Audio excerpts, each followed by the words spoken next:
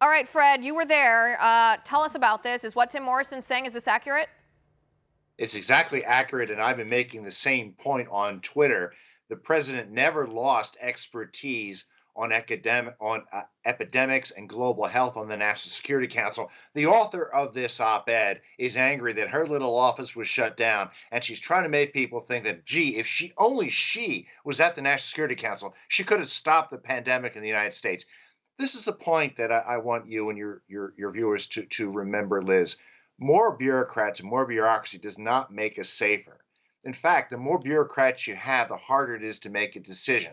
There was some very wise reorganizations under Ambassador Bolton on this point on weapons of mass destruction and global health. It didn't reduce the National Security Council's ability to deal with this in any way. This is just a media narrative, and we know what the media wants to do. They want to blame Donald Trump for coronavirus, which I'd like to call the Wuhan virus, because they're desperate to see him lose the election in November. Oh, well, of course. What did Rahm Emanuel said? Never let a crisis go to waste. The Democrats are not letting this crisis go to waste. So the second op-ed that you're referring to is Tim Morrison's op-ed was in response to another op-ed in the Washington Post that said President Trump disbanded his pandemic response team. I would know. I was in charge of it. And this woman says that she was let go because of President Trump getting rid of that pandemic office. Tim Morrison is setting the record straight and saying no one got rid of a pandemic response team. It was consolidated.